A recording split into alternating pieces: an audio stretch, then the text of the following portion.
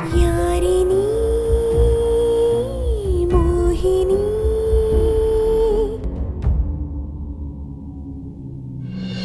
ಪ್ರತಿ ತಿಂಗಳು ನೀವು ಇಷ್ಟಿಷ್ಟು ರೇಷನ್ ಅಂತ ಬೆಳ್ಳಿ ಮನೆ ಕಳಿಸ್ತಿದ್ರಿ. ಈ ತಿಂಗಳು ಹಾಗೆ ಹೋಯ್ತು. ಆದ್ರೆ ಬೆಳ್ಳಿ ಅಮ್ಮ ಅದನ್ನ ಆಚೆ ಬಿಸಾಕಿ ದೊಡ್ಡ ಗಲಾಟೆ ಮಾಡಿದ್ರಂತೆ ಮಾವ.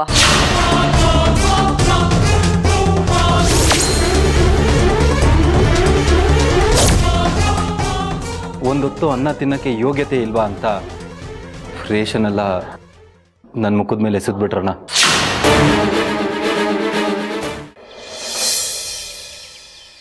ಬೆಳಿ ನಿಂತ್ಕೋ. ಎಲ್ಲಿಗೆ ಹೋಗ್ತಿದ್ಯಾ? ಇದನ್ನ ಹೊಸದಾಗಿ ಕೇಳ್ತಿದ್ಯಾ? ಮತ್ತೆ ಅವ್ರ ಮನೆಗೆ ಹೋಗ್ತಿದ್ದೀನಿ. ಇನ್ಮೇಲೆ ಅವ್ರ ಮನೆಗೆ ಹೋಗೋದಾಗ್ಲಿ ಮಾತಾಡೋದಾಗ್ಲಿ ಯಾವ್ದು ನಡಿಬಾರ್ದು. ತಗೋ ಸೀರೆ ಉಟ್ಕೋ. ಯಾಕಮ್ಮ ಸೀರೆ ಉಟ್ಕೊಳಕ್ ಹೇಳ್ತಿದ್ಯಾ? ನಾವೇನ್ ಹೊರಗಡೆ ಹೋಗ್ತಿದೀವ? ಹೌದು, ನಾವಿರೋ ಸ್ಥಿತಿಗೆ ಹೊಸ ಬಟ್ಟೆ ಉಟ್ಕೊಂಡು ಜುಮ್ ಅಂತ ಪೇಟೆ ಎಲ್ಲ ತಿರ್ಕೊಂಡ್ ಬರ್ಬೇಕು. ಸೀರೆ ಉಟ್ಕೋ ಅಂದ್ರೆ ಉಟ್ಕೋಬೇಕು ಅಷ್ಟೇ. 40 ಪ್ರಶ್ನೆ ಕೇಳ್ತೀಯಾ? ತಗೊಳೆ ಉಟ್ಕೊಂಬ ಹೋಗು. ನಾನೇನ್ ಕೇಳ್ಬಾರ್ದು ಕೇಳ್ದೆ ಅಂತ ಅಷ್ಟೊಂದು ಕೋಪ ಮಾಡ್ಕೊಳ್ತಿದ್ಯಾ? ವಿಷಯ ಏನು ಅಂತಾನೂ ಕೇಳ್ಬಾರ್ದಾ? ಪುಷ್ಪ ಅವಳು ಮಾತಿನಲ್ಲಿ ಹೇಳಿದ್ರೆ ಕೇಳ್ತಾಳೆ. ಅದನ್ನು ಬಿಟ್ಟು ನೀನು ಅದನ್ನ ಮಾಡು ಇದನ್ನ ಮಾಡು ಅಂದ್ರೆ ಹೇಗೆ? ಬೆಳ್ಳಿ ಹೋಗಪ್ಪ ಸೀರೆ ಉಟ್ಕೊಂಡ್ ಬಾ. ಹೋಗಜ್ಜಿ, ಇಬ್ರು ಯಾವ ವಿಚಾರಕ್ಕೆ ನಾನು ಸೀರೆ ಉಟ್ಕೋಬೇಕು ಅಂತಾನೆ ಹೇಳ್ತಿಲ್ಲ. ನೋಡಿದ್ರೆ ನಾಳೆನೆ ಮದ್ವೆ ಮಾಡ್ಸೋಂಗಿದ್ದೀರಾ. ಮದ್ವೆ ಮಾಡೋ ತರ ಅಲ್ಲಮ್ಮ, ಮದ್ವೆಗೇನೆ. ಇವತ್ತು ನಿನ್ನನ್ನು ನೋಡೋದಕ್ಕೆ ಹುಡುಗನ ಕಡೆಯವ್ರು ಬರ್ತಿದ್ದಾರೆ. ಅಮ್ಮ ನಿಜಾನೇನಮ್ಮ? ನಾನಿದ್ಯಾವುದಕ್ಕೂ ರೆಡಿ ಇಲ್ಲ, ನಾನಿದ್ಯಾವುದಕ್ಕೂ ಒಪ್ಕೊಳ್ಳಲ್ಲ. ಏನಜ್ಜಿ, ನಿಮಗೂ ಎಲ್ಲ ಗೊತ್ತಿದ್ದು ನೀವು ಹೀಗೆ ಮಾತಾಡ್ತಿದ್ದೀರಲ್ಲ. ಬೇರೆ ಹುಡುಗನ ನೋಡೋದಾಗ್ಲಿ ಮದ್ವೆಗೆ ಒಪ್ಕೊಳ್ಳೋದಾಗ್ಲಿ ನಾನು ಮಾಡಲ್ಲ ಅಂತ ನಿಮ್ಗೆ ಗೊತ್ತು ತಾನೆ. ನನ್ನ ಮದ್ವೆ ಅಂತ ಆದ್ರೆ ಅದು ಮುತ್ತು ಮಾವನೇ. ಒಂದ್ ವೇಳೆ ಮಾಯಕಂಗೂ ಮುತ್ತು ಮಾವಂಗೂ ಮದ್ವೆ ಆದ್ರೆ ನನ್ನ ಜೀವನ ಪೂರ್ತಿ ಹೀಗೆ ಇರ್ತೀನಿ ಹೊರತು ಬೇರೆ ಇನ್ಯಾರನ್ನೂ ಮದ್ವೆ ಆಗಲ್ಲ. ತೆಗದ್ ಬಿಟ್ಟ ಅಂದ್ರೆ ಅಲ್ಲೆಲ್ಲ ಉದ್ರಾಗ್ಬೇಕು ನೋಡು. ಏನೋ ಪಾಪ ಹೆಣ್ಮಗು ಅಂತ ಸುಮ್ನೆ ಇದ್ರೆ ತಲೆ ಎಲ್ಲ ಮಾತಾಡ್ತೀಯ. ತಗೊಳ್ಳೆ ಸೀರೆ ಉಟ್ಕೊಂಬ ಹೋಗೋ. ನಾನು ಇಲ್ಲಿವರೆಗೂ ನಿನಗಿಷ್ಟ ಆಗದೆ ಇರೋ ಹಾಗೆ ಯಾವತ್ತೂ ನಡ್ಕೊಂಡಿಲ್ಲ.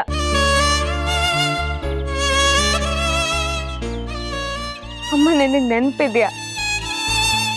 ಚಿಕ್ಕ ವಯಸ್ಸಲ್ಲಿ ನಾನು ನಿನಗೆ ಹೊಸ ಸೈಕಲ್ ಕೇಳಿದ್ದೆ,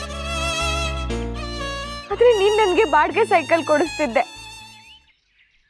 ನಮ್ ಕೈಲಿ ಆಗ್ತಿದ್ದೆ ಇಷ್ಟು ಅಂತ ಸುಮ್ಮನಾಗ್ತಿದ್ದೆ. ಎಲ್ರು ಪಟಾಕಿ ಹೊಡಿತಿದ್ರು, ನೀನ್ ನನಗ್ ಪಟಾಕಿ ಕೊಡ್ಸಿದ್ರೆ ನಾನು ಹೊಡಿತಿದ್ದೆ. ಯಾವತ್ತೂ ನನಗ್ ಬೇಕೇ ಬೇಕು ಅಂತ ಹಠ ಮಾಡಿಲ್ಲ ಅಮ್ಮ. ಎಲ್ರು ಇಷ್ಟು ಚೆನ್ನಾಗಿರೋ ಒಡವೆಗಳನ್ನ ಹಾಕೊಂಡು ಹೋಗ್ತಿದ್ರೆ ನನ್ನ ಹತ್ರ ಕಿವಿ ಓಲೆ ಸಹ ಇರ್ಲಿಲ್ಲ. ಯಾವತ್ತೂ ನನಗಿಂತ ಸರಾನೇ ಬೇಕು, ಇಂಥ ಜುಮ್ಕಿನೇ ಬೇಕು ಅಂತ ಕೇಳಿಲ್ಲ ಅಮ್ಮ. ನೀನ್ ಕೊಡ್ಸಿದ್ರೆ ಹಾಕೊಳ್ತಿದ್ದೆ ಅಷ್ಟೆ. ನಾನು ಅರಮನೆಯಲ್ಲೇ ಬೆಳಿಬೇಕು ಅಂತ ಯಾವತ್ತೂ ಕೇಳಿಲ್ಲ ಅಮ್ಮ. ನೀನ್ ಯಾವ ಮನೆ ತೋರಿಸಿ ಅದ್ ನಮ್ಮ ಮನೆ ಅಂತ ಹೇಳ್ತಿದ್ಯೋ ಅದನ್ನೇ ಅರಮನೆ ಅನ್ಕೊಂಡು ಬೆಳೆದಿದ್ದೀನಿ.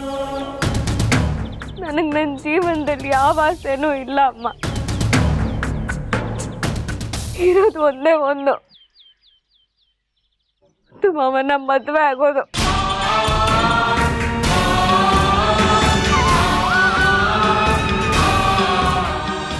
ಈಗ ಅವ್ರನ್ನ ಬಿಟ್ಟು ಬೇರೆಯವ್ರನ್ನ ಮದ್ವೆ ಆಗೋ ಅಂದ್ರೆ ನಿಮ್ ಮನ್ಸು ಕೇಳತ್ತೆ ಅನ್ಕೊಂಡಿದ್ಯೇನಮ್ಮ?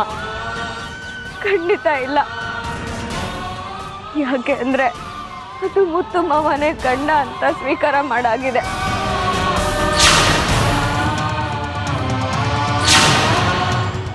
ಎಲ್ಲಾನು ನಿನ್ನಿಷ್ಟದಾಗೆ ನಡ್ಕೊಂಡು ಬಂದಿದ್ದೇನೆ, ನೀನು ಹೇಳ್ದಾಗೆ ಕೇಳ್ಕೊಂಡು ಬಂದಿದ್ದೇನೆ. ಇದೊಂದು ವಿಷಯ ಮಾತ್ರ ನನ್ನ ಇಷ್ಟದಾಗೆ ಇರೋಕ್ ಬಿಟ್ಬಿಡಮ್ಮ.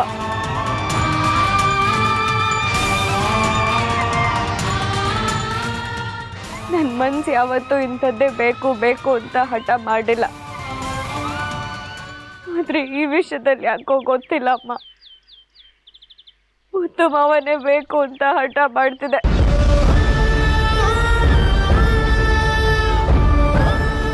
ನಾನು ಮುತ್ತು ಮಾವನ್ನ ಎಷ್ಟು ಪ್ರೀತಿಸ್ತೀನಿ ಅಂತ ಊರಲ್ಲಿರೋ ಪ್ರತಿ ದೇವ್ರಿಗೂ ಗೊತ್ತು. ಅವ್ರು ನನಗೆ ಸಿಗ್ಲಿ ಅಂತ ಎಷ್ಟೋ ಹರಕೆಗಳು ಪೂಜೆಗಳನ್ನ ಸಲ್ಲಿಸಿದ್ದೀನಿ. ಆದ್ರೆ ಅದು ಯಾವುದು ನೆರವೇರ್ತಿಲ್ಲ ಅಂತ ಯಾರನ್ನು ದೋಷಿಸ್ತಿಲ್ಲ.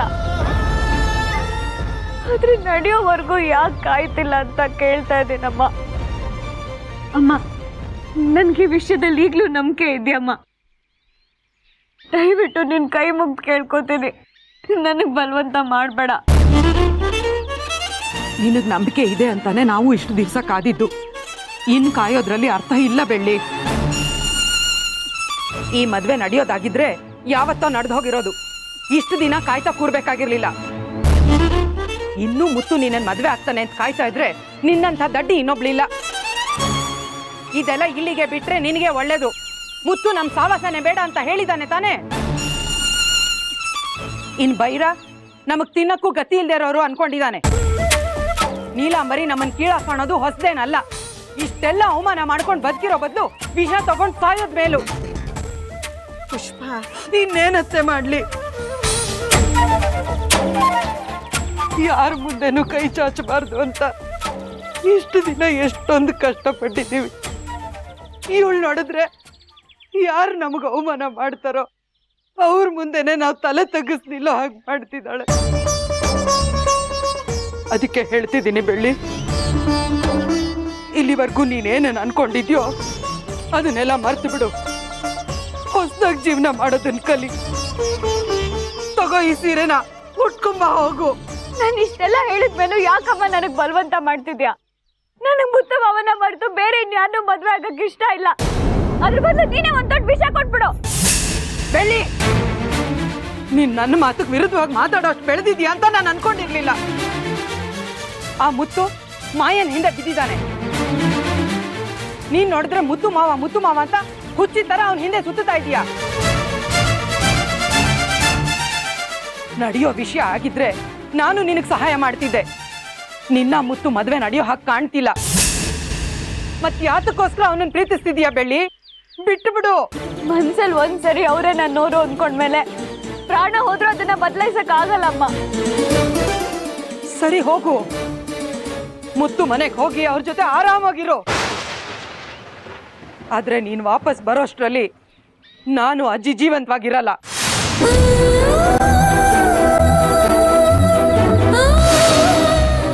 ನಾವು ಮಣ್ಣಲ್ಲಿ ಮಣ್ಣಾದ್ರೂ ಪರವಾಗಿಲ್ಲ, ನೀನ್ ಮಾತ್ರ ಆ ಮನೆಯಲ್ಲಿ ಹಾಯಾಗಿರೋ. ಹೋಗೋಕ್ ಮುಂಚೆ ಒಂದೇ ಒಂದ್ ತೊಟ್ಟು ವಿಷ ತಂದು ಕೊಟ್ಬಿಟ್ಟು ಹೋಗು.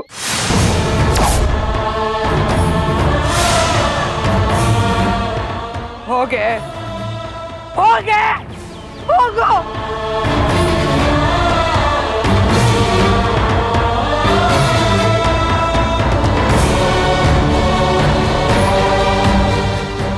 ಈಗ ನೀನ್ ಸೀರೆ ಉಟ್ಕೊಂಡು ರೆಡಿ ಆದ್ರೆ ಸರಿ. ಇಲ್ದೆ ಹೋದ್ರೆ ನಾನು ಇಷ್ಟೋ ತನಕ ಹೇಳಿದ್ದನ್ನೆಲ್ಲ ನಿಜ ಮಾಡ್ಬೇಕಾಗುತ್ತೆ.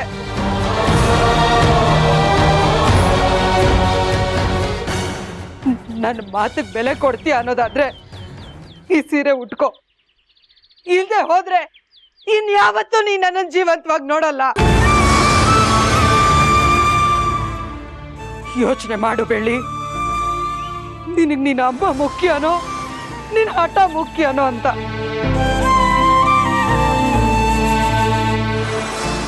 ಮನೆಯವರ ಬೇರೆಯವರ ಯಾರು ಬೇಕು ನಿನಗೆ? ನೀನೇ ಆರಿಸ್ಕೋ.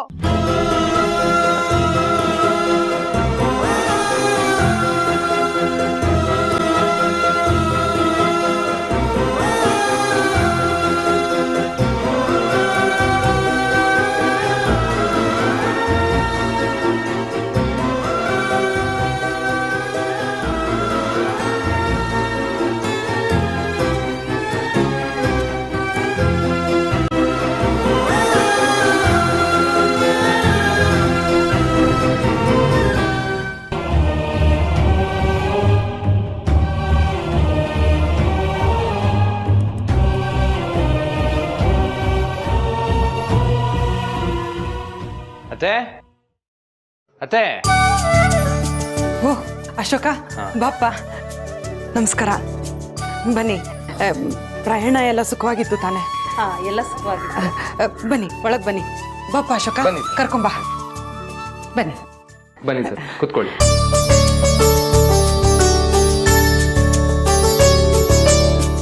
ಒಂದು ನಿಮಿಷ ಬಂದೆ. ಅಜ್ಜಿ, ಇವರೇ ಗಂಡನ ತಂದೆ ತಾಯಿ. ಇವರು ಬೆಳ್ಳಿಯವರ ಅಜ್ಜಿ. ಅಜ್ಜಿ ಕೂತ್ಕೊಳ್ಳಿ.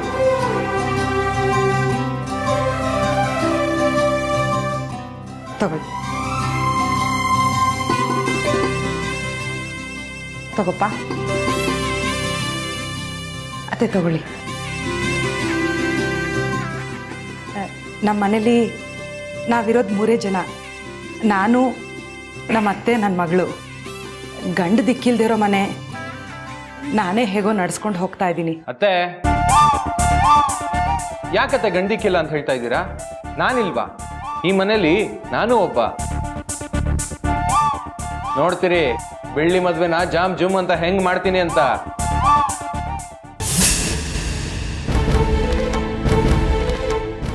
ಸುಳ್ಳು ಸುಳ್ಳು ಬರೀ ಸುಳ್ಳು. ಇದಕ್ಕೆಲ್ಲ ಅವ್ರು ಕರಗ್ಬೋದು, ಆದ್ರೆ ನಾನು ಯಾವತ್ತೂ ಕರಗಲ್ಲ. ಈ ಊರು ಜಮೀನ್ದಾರರು ಮುತ್ತು ರಾಜಣ್ಣ ಅವರ ಸ್ವಂತ ಅತ್ತೆ ಅಂತ ಹೇಳ್ತಿದ್ರು, ನಿಜನಾ? ಹಾಗಂತ ಹೇಳ್ತಾರಷ್ಟೇ. ಆದರೆ ನಮಗೂ ಅವ್ರಿಗೂ ಸ್ವಲ್ಪ ಅಷ್ಟಕ್ಕಷ್ಟೇ. ನೀವು ಹೇಳೋದು ನೋಡಿದ್ರೆ ಅವರು ಮದುವೆಗೆ ಬರ್ತಾರಾ? ಅವ್ರು ಬರ್ತೀನಿ ಅಂದರು, ನಾನು ಕರೆಯಲ್ಲ.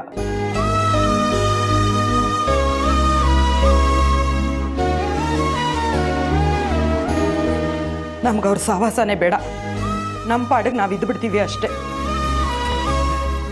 ಅಮ್ಮಂಗೆ ಯಾಕಿಷ್ಟು ಮಾವನ ಮೇಲೆ ಕೋಪ? ಈ ಮದುವೆ ನಡೆದ್ರೆ ಅಲ್ವಾ ಮಾವನ ಮನೆಯವ್ರನ್ನ ಕರೆಯೋದು.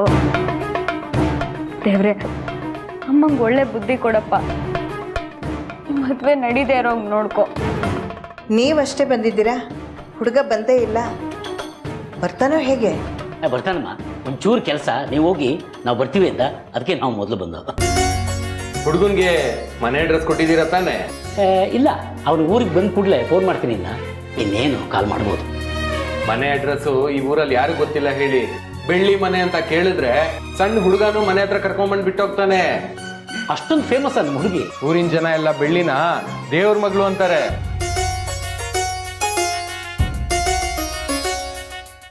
ಅಷ್ಟೇ ಅಲ್ಲ, ಮಕ್ಳಿಗೆ ಹೆಸರಿಡ್ಬೇಕಾದ್ರೆ, ಭೂಮಿ ಪೂಜೆ ಮಾಡ್ಬೇಕಾದ್ರೆ, ಕಟಾವುಗುನು ಊರಲ್ಲಿ ಏನೇ ಶುಭ ಕಾರ್ಯ ಇದ್ರೂ ಅಲ್ಲಿ ಬೆಳ್ಳಿ ಇರ್ಲೇಬೇಕು. ಹೌದಾ? ಬೆಳ್ಳಿ ಮನೆಗ್ ಮಾತ್ರ ಅಲ್ಲ, ಇಡೀ ಊರ್ಗೆ ಮಗಳು. ನಾನ್ ತಮಾಷೆ ಮಾಡ್ತಾ ಇಲ್ಲ, ಇಷ್ಟೊಂದ್ ತನಕ ಹೇಳಿದ್ದೆಲ್ಲ ಸತ್ಯ. ನಾನಿಲ್ಲಿದ್ರೆ ಅಲ್ವಾ ಇದೆಲ್ಲ. ಮೊದ್ಲೋಗಿ ಮುತ್ತುಮ್ಮ ಅವನ್ನ ನೋಡ್ತೀನಿ, ಅವ್ರನ್ನೇ ಕರ್ಕೊಂಡು ಬಂದು ನಿಮ್ಗೆಲ್ಲ ನೀರು ಇಳಿಸ್ತೀನಿ.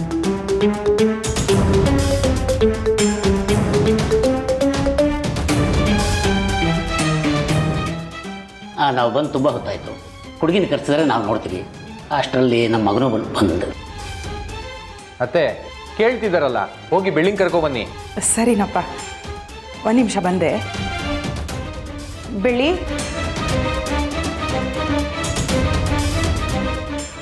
ಬೆಳ್ಳಿ, ಬೆಳ್ಳಿ,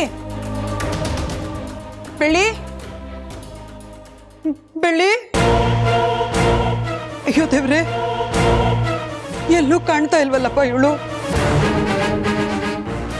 ಹುಡ್ಗನ್ ಕಡೆಯವ್ರು ಬೇರೆ ಹುಡುಗಿನ ಕರ್ಕೊಂಡು ಬನ್ನಿ ಅಂತಿದ್ದಾರೆ.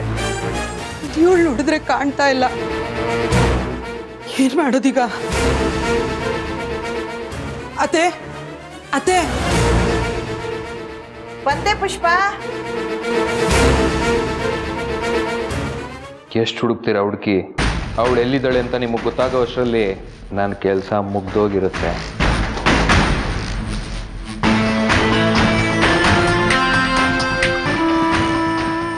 ಎಲ್ಲ ಕಡೆ ಹುಡುಕ್ತೆ ಅತ್ತೆ, ಎಲ್ಲೂ ಕಾಣ್ತಿಲ್ಲ. ಎಲ್ಲಿ ಹೋದ್ಲೋ ಏನೋ. ದೇವ್ರೆ, ಎಲ್ಲೇ ಇದ್ರು ನನ್ನ ಮಗಳು ಆದಷ್ಟು ಬೇಗ ಮನೆಗೆ ಬರೋ ಹಾಗೆ ಮಾಡಪ್ಪ. ಆ ಸುನಂದನ ಮನೆ ಬಂದು ಕೇಳಿದ್ಯಾ? ಅಲ್ಲೇನಾದ್ರೂ ಹೋಗಿದ್ದಾಳೋ ಏನೋ? ಎಲ್ಲ ಕಡೆ ವಿಚಾರಿಸ್ದೆ ಅತ್ತೆ, ಎಲ್ಲೂ ಕಾಣ್ತಿಲ್ಲ. ಹುಡುಗನ ಮನೆಯವ್ರು ಬೇರೆ ಬಂದ್ಬಿಟ್ಟಿದ್ದಾರೆ. ಏನ್ ಮಾಡೋದು ಅಂತಾನೆ ಗೊತ್ತಾಗ್ತಿಲ್ಲ. ಏನೂ ಆಗಲ್ಲ, ಸ್ವಲ್ಪ ಸಮಾಧಾನ ಮಾಡ್ಕೊ. ಅವ್ರು ಕೇಳಿಸ್ಕೊಂಡ್ರೆ ಕಷ್ಟ.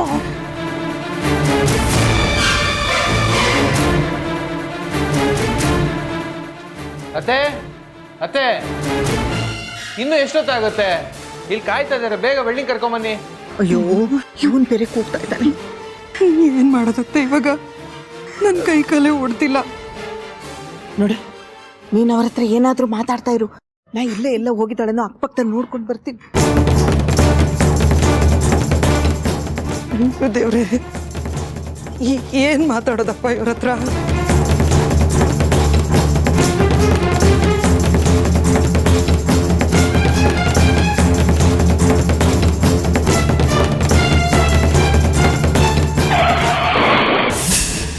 Sir sorry sir sorry. ಹುಷಾರಾಗಿ ನೋಡ್ಕೊ ಬರ್ಬಾರ್ದಾ ಸರ್? ಸರಿ ಸರ್, ತುಂಬ ಉಪಕಾರ ಆಯ್ತು. ಸರಿ ಸರ್, ಥ್ಯಾಂಕ್ಸ್. ಬರ್ತೀನಿ ಸರ್. ಒಂದು ನಿಮಿಷ, ನಿಮ್ಮನ್ನು ನೋಡಿದ್ರೆ ಈ ಊರವ್ರ ಥರ ಕಾಣಿಸ್ತಾ ಇಲ್ಲ.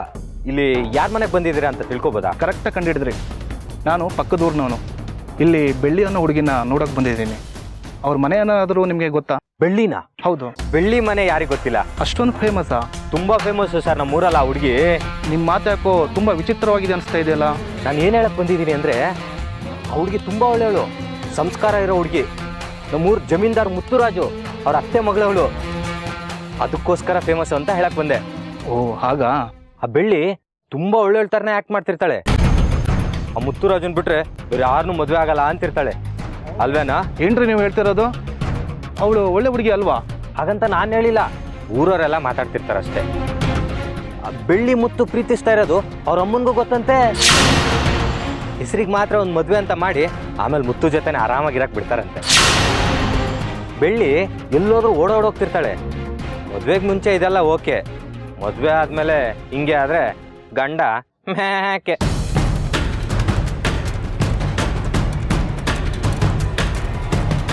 ನನ್ನ ಯಾಮರ್ಸಕ್ಕೆ ಮದುವೆ ಮಾಡಿಸ್ತಾ ಇದ್ದಾರಾ? ನಾನೇನು ಹೇಳ್ತಿದ್ದೀನಿ ಅಂದರೆ, ಮುತ್ತುಗೆ ಅತ್ತೆ ಮಗಳಲ್ವಾ, ಇದೆಲ್ಲ ಮಾಮೂಲಿ. ಮುತ್ತುದು ಬೆಳ್ಳಿದು ಇವಾಗಿಂದ ಅಲ್ಲ, ಮುಂಚಿಂದನೂ ಕುಚ್ಚು ನಡೀತಾನೆ ಇದೆ. ಥು, ನನಗೆ ನಾಚಿಕೆ ಆಗುತ್ತಪ್ಪ ಹೇಳಕ್ಕೆ. ನಾನೇ ನನ್ನ ಕಣಾರೆ ಎಷ್ಟೊಂದು ಸರಿ ನೋಡಿದ್ದೀನಿ. ಹೌದಾ? ಮುತ್ತುಗೆ ಈಗ ಆಲ್ರೆಡಿ ಒಂದು ಹುಡುಗಿ ಜೊತೆ ಮದುವೆ ಫಿಕ್ಸ್ ಆಗಿದೆ. ಆದರೆ ಬೆಳ್ಳಿ ಅವನ ನೆನಪಲ್ಲೇ ಇರ್ತಾಳೆ. ಮದುವೆ ಆದಮೇಲೂ ಅವನ ನೆನಪಲ್ಲೇ ಇದ್ದರೆ ಗಂಡನ ಪರಿಸ್ಥಿತಿ ಅಷ್ಟೇ. ಅಯ್ಯೋ, ಅಪ್ಪ ಅಮ್ಮ ಹೆಣ್ಣು ನೋಡಕ್ಕೆ ಹೋಗಿದ್ದಾರೆ, ನಾವು ಹುಡುಗಿ ನೋಡಕ್ಕೆ ಬಂದಿದ್ದೆ ತಪ್ಪಾಯಿತು. ನಾನೇನೋ ಹುಡುಗಿ ನೋಡೋಕೆ ಹೋಗೋದು ಒಳ್ಳೇದು ಅಂತ ಹೇಳ್ತೀನಿ, ಆದರೆ ಯಾವ ಪುರುಷತ್ವಕ್ಕೆ ಹೋಗ್ಬೇಕು ಅಂತ ಇನ್ನೊಂದು ಮನಸ್ಸು ಹೇಳ್ತಾ ಇದೆ. ಈಗಷ್ಟೇ ಅಪ್ಪನಿಗೆ ಫೋನ್ ಮಾಡಿದೆ, ಹುಡುಗಿ ರೆಡಿಯಾಗಿದ್ದಾಳೆ ಅಂತ ಹೇಳಿದ್ರು. ಅಲ್ಲೇ ಹಿಡುತ್ತಾ ಇರೋದು ನೀವು. ಬೆಳ್ಳಿ ರೆಡಿಯಾಗಿರೋದೇನೋ ನಿಮಗೋಸ್ಕರನೇ, ಆದರೆ ಅಲ್ಲಿ ಆ ಮುತ್ತುರಾಜನ್ ನೋಡೋಕೆ ಹೋಗಿದ್ದಾಳೆ. ನಿಮ್ಗೆ ಅಷ್ಟು ನಂಬಿಕೆ ಇಲ್ಲ ಅಂದರೆ ಈಗಲೇ ನಿಮ್ಮ ತಂದೆ ತಾಯಿಗೆ ಫೋನ್ ಮಾಡಿ ಕೇಳಿ, ಹುಡುಗಿ ಮನೇಲೇ ಇದ್ದಾಳೆ ಅಂತ ಕೇಳಿ ನೋಡಿ. ಏನು ಹೇಳ್ತಿದ್ದೀಯೋ ಚಂದ್ರ? ಅಪ್ಪ, ನಾನು ಬರೋದಿರಲಿ, ಮೊದಲು ಹುಡುಗಿ ಮನೇಲಿ ಇದ್ದಾಳೆ ಅಂತ ನೋಡಿ. ಅಮ್ಮ, ಹುಡುಗಿನ ಸ್ವಲ್ಪ ಕರೆಸ್ತೀರಾ? ಅದು ನಮ್ಮ ಬೆಳ್ಳಿ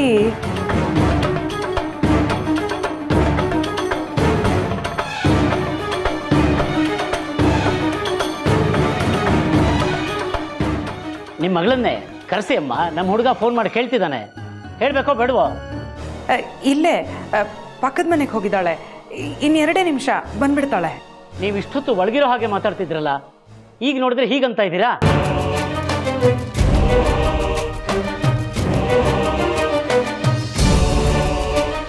ಹೆಣ್ಣು ನೋಡೋ ಶಾಸ್ತ್ರ ಇಟ್ಕೊಂಡು ಪಕ್ಕದ ಮನೆಗೆ ಹೋಗಿದ್ದಾರ? ಇಷ್ಟೋ ತನಕ ಇಲ್ಲೇ ಇದ್ಲು. ಏನಪ್ಪ ಅಶೋಕ, ಏನಿದೆಲ್ಲ? ಕರೆಸಿ ಅವಮಾನ ಮಾಡ್ತಿದ್ದೀರಾ? ನೋಡ್ ಮಗ, ಇನ್ನೇನು ಬಂದ್ಬಿಡ್ತಾಳಂತೆ. ಹುಡುಗಿನೇ ಮನೇಲಿಲ್ಲ ಅಂದಮೇಲೆ ಏನು ಯೋಚನೆ ಮಾಡ್ತಾ ಇದ್ದೀರಾ ಸರ್? ಅವಳು ಎಲ್ಲಿರ್ತಾಳೆ ಅಂತ ನನಗೆ ಚೆನ್ನಾಗಿ ಗೊತ್ತು. ನನ್ನ ಜೊತೆ ಬನ್ನಿ, ತೋರಿಸ್ತೀನಿ. ಪಿಕ್ಚರ್ ಇನ್ನು ಈಗ ಇಂಟರ್ವಲ್ಗೆ ಬಂದಿದೆ, ಬನ್ನಿ ಹೋಗೋಣ. ನನಗೇನೋ ಎಲ್ಲ ಮುಗ್ದೋಯ್ತು ಅನ್ನಿಸ್ತಿದೆ ಮಾವ. ಒಂದು ಚಿಕ್ಕ ವಿಚಾರ ತುಂಬ ದೊಡ್ಡದಾಗ್ತಿದೆ. ಅಮ್ಮ ಯಾರ ಮಾತು ಕೇಳ್ತಿಲ್ಲ, ತುಂಬ ಹಠ ಮಾಡ್ತಿದ್ದಾರೆ. ನೀವು ಅಮ್ಮನ ಹತ್ರ ಮಾತಾಡಿ ಮಾವ, ಅವ್ರು ಖಂಡಿತ ನಿಮ್ಮ ಮಾತು ಕೇಳ್ತಾರೆ. ನಾನು ಹೇಳೋದು ನಿನಗೆ ಯಾಕೆ ಅರ್ಥ ಆಗ್ತಿಲ್ಲ ಬೆಳ್ಳಿ? ಈ ವಿಚಾರದಲ್ಲಿ ನಾನೇನು ತೀರ್ಮಾನ ತಗೊಳಕ್ಕಾಗಲ್ಲ. ಅದು ಅಲ್ಲದೆ ಅತ್ತೆ ತೀರ್ಮಾನನ ಬದಲಾಯಿಸ್ಕೊಳ್ಳಿ ಅನ್ನೋ ಪರಿಸ್ಥಿತಿಲೂ ನಾನಿಲ್ಲ. ಒಂದು ವೇಳೆ ನಾನೇನಾದರೂ ಮನೆಗೆ ಬಂದರೆ, ನಿನಗೇನು ಅಕ್ಕಿದೆ ಅಂತ ಮನೆಗೆ ಬಂದೆ ಅಂತ ಅತ್ತೆ ಪ್ರಶ್ನೆ ಮಾಡಿದ್ರೆ ನಾನೇನು ಅಂತ ಉತ್ತರ ಕೊಡಲಿ? ಅಯ್ಯೋ ಅಮ್ಮ ಹಾಗೆಲ್ಲ ಮಾತಾಡಲ್ಲ ಮಾವ, ಸ್ವಲ್ಪ ಕೋಪದಲ್ಲಿದ್ದಾರೆ. ನೀವು ಅವ್ರ ಹತ್ರ ಮಾತಾಡಿದ್ರೆ ಅವ್ರು ಖಂಡಿತ ಕೇಳ್ತಾರೆ. ಇನ್ನು ಸ್ವಲ್ಪ ಹೊತ್ತಲ್ಲೇ ಹೆಣ್ಣು ನೋಡೋ ಶಾಸ್ತ್ರ ಇಟ್ಕೊಂಡಿದ್ದಾರೆ. ಇನ್ನೇನು ಹುಡುಗ ನನ್ನನ್ನು ನೋಡಕ್ಕೆ ಬರ್ತಿದ್ದಾನೆ. ಅದಕ್ಕೆ ನಾನು ನಿಮ್ಮನ್ನು ಹುಡ್ಕೊಂಡು ಬಂದೆ ಮಾವ. ಹೆಣ್ಣೋಡೋ ಶಾಸ್ತ್ರ ಇಟ್ಕೊಂಡಿದ್ದಾರಾ? ಹೆಣ್ಣೋಡಕ್ಕೆ ಮನೆಗೆ ಬರ್ತಿದ್ದಾರೆ ಅಂತ ಗೊತ್ತಿದ್ರು ನೀನು ಇಲ್ಲಿಗೆ ಯಾಕೆ ಬಂದೆ? ಈ ವಿಷಯನ ಮೊದಲೇ ನನಗೆ ಯಾಕೆ ಹೇಳಲಿಲ್ಲ? ಎಲ್ಲ ಗೊತ್ತಿದ್ದು ತಪ್ಪು ಮಾಡ್ತಿದ್ಯಲ್ಲ ಬೆಳ್ಳಿ. ಮೊದಲು ಮನೆಗೆ ಹೋಗು.